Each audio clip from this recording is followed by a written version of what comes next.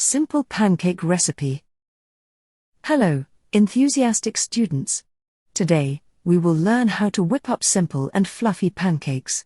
Pancakes are a popular breakfast dish and are very delicious. Let's start cooking. Ingredients: 1 cup of flour, 1 cup of milk, 1 egg, 2 tablespoons of sugar, 2 teaspoons of baking powder, 1 tablespoon of vegetable oil, a pinch of salt, butter and maple syrup for serving. Instructions: 1. In a bowl, mix the flour, sugar, baking powder, and salt. 2. In another bowl, beat the egg and then add the milk and vegetable oil. 3.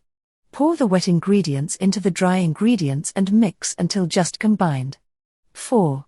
Heat a pan over medium heat and lightly grease it with oil or butter. 5.